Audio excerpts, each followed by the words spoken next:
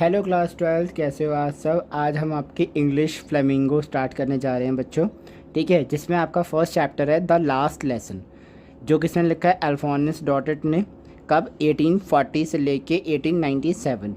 ठीक है, और यहाँ पे स्टोरी जो है वो नरेट कौन कर रहा है? आपका यहाँ पे जो नरेटर है, ठीक है, वो कौन है? France, not French, France. ठीक है, नरेटर कौन है आपका? फ्रांस। चलिए तो स्टार्ट करते हैं।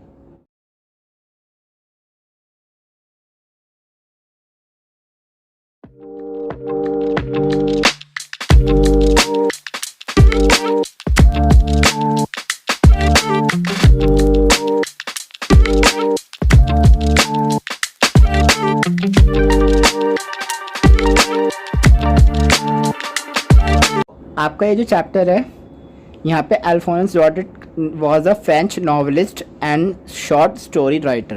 The last lesson is set in the days of the Franco-Russian War.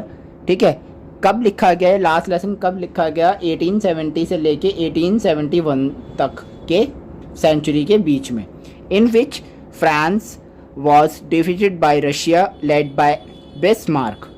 Russia then consists of what now are the nation of the Germany, Poland and part of Austria. In this story, the French district of Alsace or Lorraine have passed into Russia.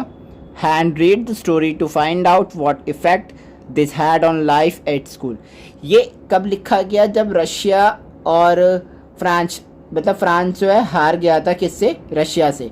ठीक है, और वहाँ पे क्या हो गया कि Germany जो है, जर्मन लोग आ गए, मतलब जर्मनी की जो है इम्पोर्टेंस बढ़ गई, जिस कारण यहाँ पे जो है एलिस है और लॉरेंस वाला जो डिस्ट्रिक्ट है फ्रेंच में, ठीक है, वहाँ पे जो है क्या इफ़ेक्ट हुआ, इस वजह से क्या हुआ, उसके स्कूल की जो लाइफ थी, वहाँ की जो स्कूल की लाइफ थी, ऐसा क्या इफ़ेक्ट हुआ, वो हम इस स्टोरी में पढ़ेंगे। बेसिकली इस चैप्टर में ये है कि आपने जो इसमें फ्रांस का स्कूल है, ठीक है, जो फ्रांस का स्कूल है उसके ऊपर क्या इफ़ेक्ट पड़ा है यहाँ पे जो वॉर हुआ था उस वजह से।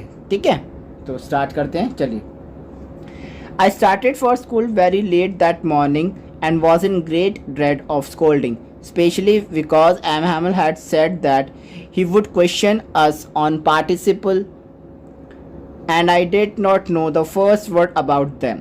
For a moment I thought of running away and spending the days out of door. It was so warm, bright, the birds were chirping at the edges of wood, and in open field back of the sawmill the Russian soldiers were drilling. It was all much more tempting than the rule for participle, but I had the strength to resist and hurried off to school. यहाँ पे जब France है वो क्या कह रहा है कि मैंने स्कूल के लिए चलना स्टार्ट करा, मैं ऑलरेडी लेट हो चुका था, बट वो डरा हुआ था। क्यों? मिस्टर एम हैमल की डांट से। स्कोल्डिंग मतलब डांट और ड्रेड मतलब डरा हुआ। ठीक है, ड्रेड मतलब डरा हुआ, स्कोल्डिंग मतलब डांट, specially because of M Hamel. ठीक है, एम हैमल की डांट से। क्यों? क्योंकि उन्होंने क्या कहा था, उन्होंने उसे एक टॉपिक दिया था पार्टिसिपल। ठीक है, एक पार्टिसिपल टॉपिक दिया था फ्रांस को, जिसका उसे एक सिंगल यानी the first word about them, मतलब उसे एक सिंगल वर्ड भी नहीं पता था। Did not know the about the first word of them, कोई भी एक सिंगल वर्ड उसे पार्टिसिपल के बारे में नहीं पता। For a moment I thought of running away and spending the days out of door. उसने सोचा क्यों ना मैं स्कूल से भाग जाऊँ, मतलब बाहर ही टाइम स्पेंड करूँ, बाहर ही स्कूल के गेट से चला जाऊँ। It was so warm, so bright.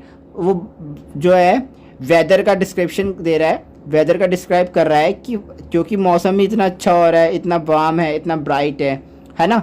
The bird was chirping at the edges of the wood.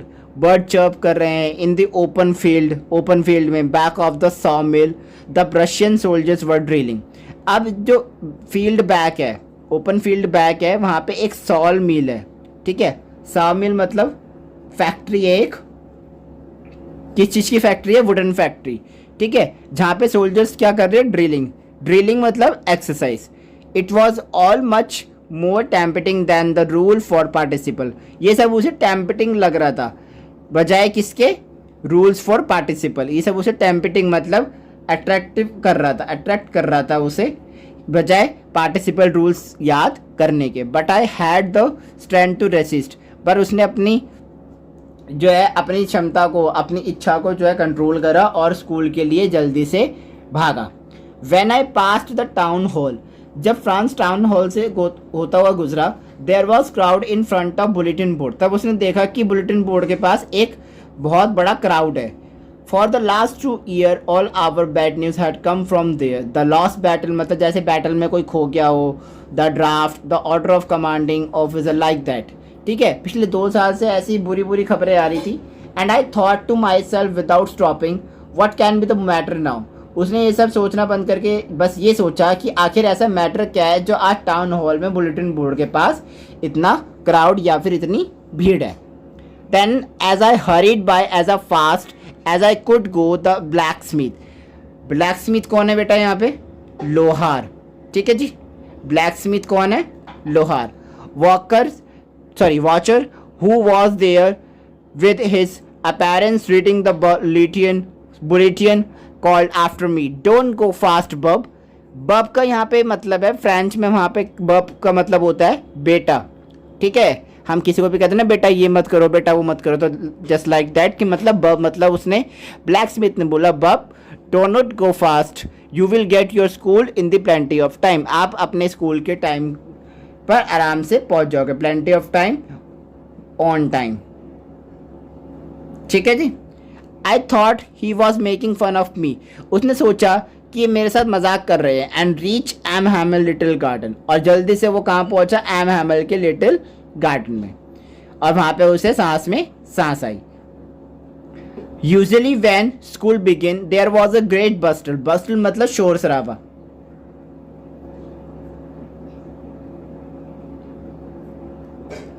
Which could be heard out in the street, जो उसे स्कूल की गली के बाहर तक सुनाई देता था जब भी वो स्कूल जाता था। The opening and closing of desk, कौन कौन सा शोर, कैसा शोर? क्लोजिंग ऑफ डेस्क, लेसन्स को रिपीट करना, जोर जोर से चिल्लाने की आवाज़। ठीक है, लेकिन उसमें कुछ ऐसे बच्चे थे जो अपने लेसन्स पे ध्यान देते थे, तो वो कैसे देते थे? ठीक है, अब our hand over our ears to understand better, ये एक अंडरस्टैंडिंग की जो है एक अच्छी ट्रिक होती थी। अगर आप पढ़ना चाहो शोर शराबे में तो क्या करो कि आप अपने कान के ऊपर दोनों हाथ रखो और जोर जोर से अपना लेक्चर जो है रिपीट करो, इससे आपको अंडरस्टैंडिंग में मदद मिलेगी। तो वैसे ही वहाँ पे बच्चे ये कर रहे थे। And the teacher great ruler, और जो टीचर्स हैं वहाँ के वो क्या कर रहे थे? अपना ruler rapping on the table. Rapping on the table means कि वो टेबल पे जोर जोर से अपना रूलर मार रहे थे। But now it was all so still, I had counted on the commotion to get to my desk without being seen, but of course that day everything to be a quiet as a Sunday morning।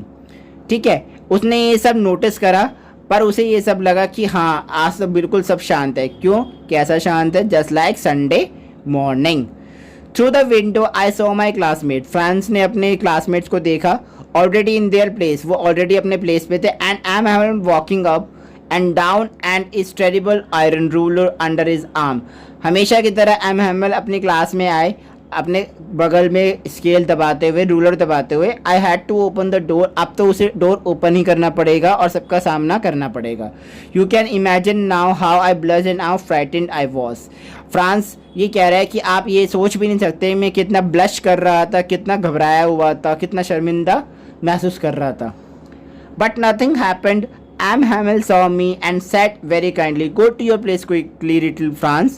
We were beginning without you. I jumped over the bench and sat down at my desk. Not till then, when I had got a little over my fright, did I see that our teacher had on beautiful green coat, his frilled. But मुझे M हैमल ने कुछ नहीं कहा, उन्होंने बड़ी sweetly मेरे से कहा, go to your place quickly little Franz, we were beginning without you. ठीक है, अब वो जोर से अपने डेस्क के ऊपर बैठ गया जाके, और उसने क्या देखा, उसकी एकदम से अपने टीचर पे नज़र पड़ी। क्यों पड़ी? क्योंकि उसके टीचर ने आज ब्यूटीफुल ग्रीन कोट पहना है। ठीक है, अब वो ब्यूटीफुल ग्रीन कोट कैसा है? ब्यूटीफुल ग्रीन कोट पहना है। अब वो डिस्क्रिप्शन दे रहा है उनके कोट का। कैसा है कोट? हिज फ्रिल्ड, मतलब उसका कोट कैसा है? उनका एम हैमल का फ्रिल्ड कोट है। ठीक है, शर्ट है and little black silk cap जो सब एम्ब्रॉयडर्ड है, दैट ही नेवर वोर expected on inspection, price days, ठीक है, या फिर कोई भी पीटीए मीटिंग होती थी, वो इसके अलावा कभी भी ये ड्रेस नहीं पहनते थे. Besides the whole school seemed so strange and solemn. But the thing that surprised me most was to see on the back benches that were always empty the villagers' people sitting quietly like ourselves. Old Hauser with his three Concord hat, the former mayor, the former postmaster, and several other besides. Everybody looked sad, and Hauser had brought an old primer, thumbed at the edges, and he held it open on his knee with his great spectacles like across the page. ठीक है, अब यहाँ पे France क्या कह रहे हैं? अब फ्रांस यहाँ पे कह रहे हैं जैसे ही फ्रांस अपने डेस्क पर गया, ठीक है, उसने नोटिस करा कि एम हैमल आज एक ग्रीन कलर का ड्रेस पहन के आए हैं जो कि वो सिर्फ इंस्पेक्शन, प्राइस डेज या कोई भी पीटीए टीचर होती तब पहनते थे, ठीक है. और एक तरफ उसने क्या देखा कि पूरा स्कूल बहुत शांत है, सोलमैन है, सोलमैन मतलब सीरियस, ठीक है. But the thing that surprise me most was to see on the back benches that were always empty. बस उसने सबसे ज़्यादा सरप्राइज क्या था कि सबसे ज़्यादा मोस्ट सरप्राइजिंग ये था कि स्कूल में आज फ्रांस के लास्ट डेस्क पर विलेजर्स बैठे थे like student. This was most surprising for him, ठीक है. उसके लिए सबसे ज़्यादा सरप्राइजिंग यही था कि आज बैक बेंचेस पे स्कूल के विलेजर्स बैठे हैं, जो वहाँ के विलेजर्स हैं वो बैठे हैं, और वो बैठे बिल्कुल हमारी तरह एज अ स्टूडेंट बैठे हैं. एवरीबडी लुक सैड, सब जो है सैड थे, ठीक है. तब फ्रांस ने देखा कि सब बहुत सैड हैं और हॉसर अपने साथ एक बेसिक फ्रांस रीडर बुक लाया है, ठीक है, जो एजेस से फटी हुई थी. हॉसर अपने स्पैक्स बुक पर रख दिए. फ्रांस ने ये सब नोटिस करा. एम हैमल ने कहा कि ये मेरा फ्रांस का लास्ट लेसन है जो मैं आज आपको देने वाला हूँ, ठीक है जी. अब ऐसा क्या हुआ जो एम हैमल ने ये कहा कि ये मेरा फ्रांस का लास्ट लेसन है जो मैं आज आपको देने वाला हूँ? ऐसा हुआ क्या? तो आगे वो बताते हैं क्या, ठीक है. While I was wondering about it all, M. Hamel mounted his chair and in the same grave and gentle tone which he has used to me, said, "My children, this is the last lesson I shall give you." M. Hamel ने जैसे ही बोला कि children's ये आपका last lesson है. अब ऐसा उन्होंने इसलिए बोला क्यों? क्योंकि एक ऑर्डर आया था. The order has come from Berlin, ठीक है. वहाँ बर्लिन क्या है? बर्लिन वहाँ का ये कैपिटल है. बर्लिन क्या है? ये कैपिटल है. वहाँ की कैपिटल से, यानी फ्रांस की जो है कैपिटल है फ्रेंच की, वहाँ से जो है एक ऑर्डर आया है. क्या ऑर्डर आया है? To teach only German in the school of Alsace and Lorraine. Alsace और लॉरेन ये वहाँ के डिस्ट्रिक्ट हैं जहाँ पे बेसिकली ये सारे वहीं से बिलोंग करते थे. तो वहाँ के लिए ऑर्डर आया है कि अब से स्कूल में सिर्फ जर्मन ही पढ़ाई जाएगी, जिसका न्यू टीचर जो है स्कूल में कल से आ जाएगा. This is your last French lesson. I want you to be very attentive. ये आपका लास्ट फ्रेंच लेसन है. मैं चाहता हूँ कि आप सब वेरी अटेंटिव रहें, बिल्कुल सीरियस रहें. What a thunderclap! This word to me.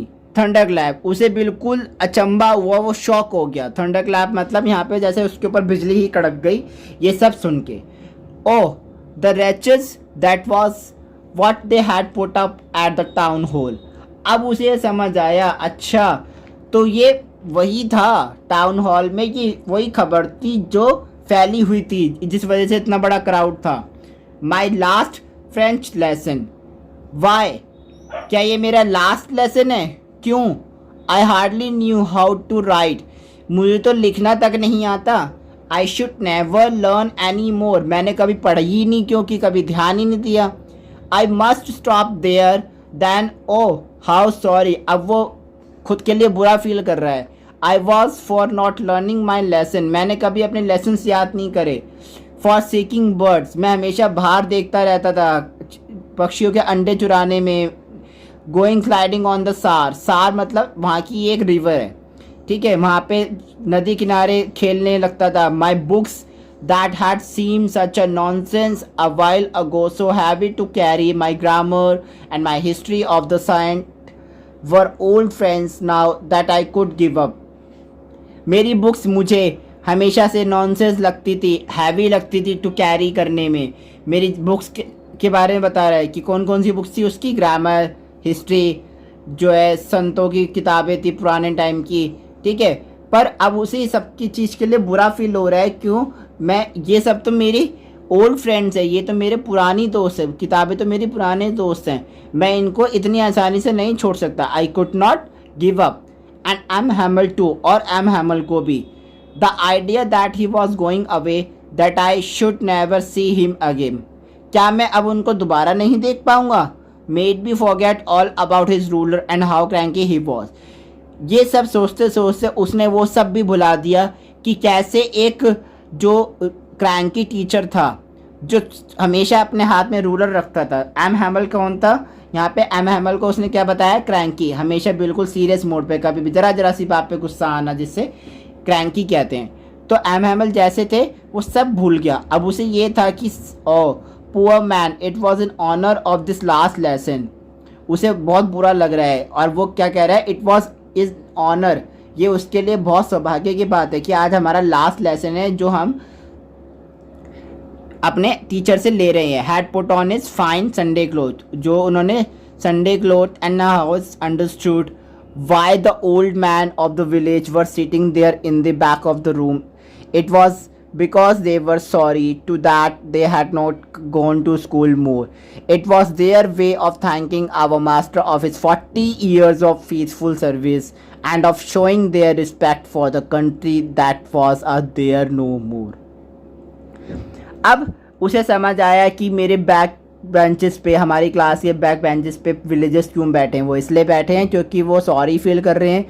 They were apologise to teacher कि वो कभी स्कूल नहीं आए या उन्होंने अपने कभी बच्चों को स्कूल नहीं भेजा, और सबको, और वो टीचर को थैंक कर रहे हैं कि उन्होंने अपने 40 साल अपनी फेथफुल सर्विस दी है स्कूल को हमें पढ़ाने में. ठीक है, तो आज का लेसन यहीं तक रखते हैं. कल हम यहाँ से स्टार्ट करेंगे वाइल आई वॉज थिंकिंग से. ठीक है, आई होप आपको ये वीडियो पसंद आई. वीडियो पसंद आए तो वीडियो को लाइक करें, शेयर करना मत भूलना, कमेंट करना मत भूलना. कुछ ना समझ आया हो तो मुझे कमेंट सेक्शन में पूछ सकते हैं. इस चैप्टर के बाद मैं आपको इस चैप्टर के सारे वर्ड मीनिंग भी बताऊंगा. साथ में हम इसके एनसीईआरटी के जो क्वेश्चन है बीच में, जैसे ये बीच में क्वेश्चन हैं, इस तरह के जो भी क्वेश्चन है या इसके पीछे जो भी क्वेश्चन है वो भी करेंगे. कुछ इंपॉर्टेंट होगा तो वो भी करेंगे. साथ में जो आपका इंग्लिश का राइटिंग सेक्शन है उसकी पर्टिकुलर वीडियोज़ मैं साथ साथ बनाता रहूँगा. वीडियो पसंद आए तो वीडियो को लाइक कर देना याद से, और शेयर करना मत भूलना. तब तक के लिए मिलते हैं इस वीडियो के पार्ट 2 में.